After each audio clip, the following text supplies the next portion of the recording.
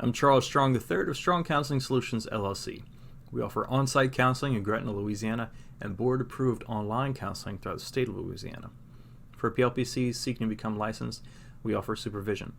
And for mental health rehabs, we offer services of assessment, psychotherapy, and consulting. Today we're going to talk about ADHD, what it's like, and how many marbles someone with ADHD can hold. Now, ADHD, or Attention Deficit Hyperactivity Disorder, is a diagnosis illustrating symptoms that can include poor concentration on one side, fidgeting and uncontrollable physical behavior on the other. Now, since the Diagnostic and Statistical Manual of Mental Disorders 5th edition, the disorder traditionally known as ADD, or Attention Deficit Disorder, was widened to be classified as a spectrum, typically resulting in diagnoses of predominantly inattentive, or not being able to focus, or easily distracted, predominantly hyperactive, or your leg might be bouncing, you're fidgeting, you can't stay in your seat, or combined type, which pairs those clusters. While this expansion of the diagnosis has made room for more precise diagnoses, individuals who do not suffer the symptoms, commonly called neurotypicals, still have difficulty conceptualizing the scope of challenges facing those who have received an ADHD diagnosis, often called neurodivergence. In 2018, Reddit user Emmeline29 posted, "ADHD is like everyone has to hold 100 marbles, and you're the only one without a bag. You're trying to manage the same stuff everybody else is able to manage, but marbles keep falling out of your hands. And neurotypical people are giving advice like, well, why don't you just put them in your bag? Because I don't have a bag." Maybe you're struggling to carry only 50 marbles, and you see people around you easily managing 150, which is bitterly discouraging. But the fact that you can even hold on to that many is incredible because you don't have a bag, but you're still trying. Medication is like having a bag with a hole in it. It's so much better than what you're used to. When you start using it, you feel on top of the world. Then you notice that marbles are slowly falling out and you think, what's the point? It's just as bad as before. But you have to remember it's still worth it. The worst thing you can do is trip on the marbles you've dropped.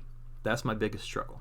I focus on one little thing I've messed up and all of a sudden I've come crashing down and dropped all the marbles I was able to hold minutes before. Now that's great insight. And you'll see a lot of this online and message boards and that sort of thing. Another Reddit user named the Pizza Delivery Guy extrapolated, "Why don't you make your own bag if you don't have one instead of complaining? Everyone else has one, so you better come up with something. Have you tried to just hold on to your marbles a little tighter? How much could a bag really help anyway if you're so clumsy? Have you ever just tried really hard not to drop them?"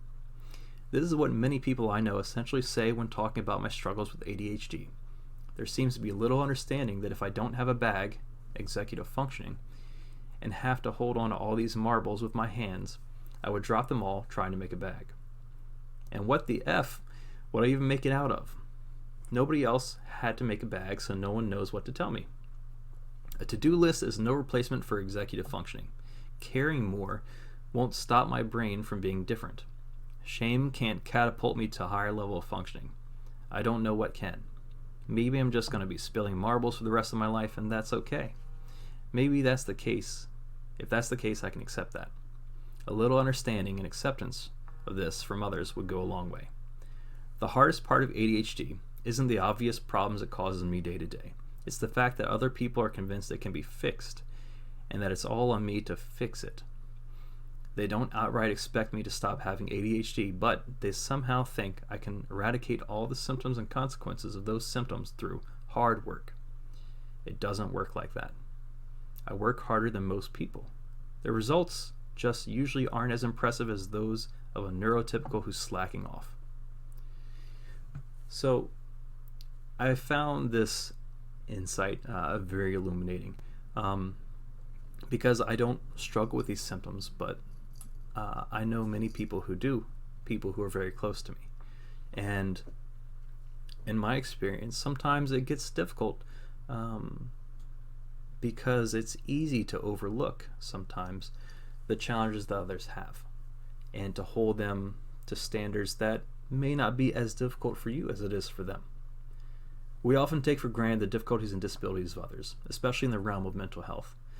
Maintain an open mind. Don't just listen to others, but allow yourself to believe them when they do take the risk to confide to you in their trials.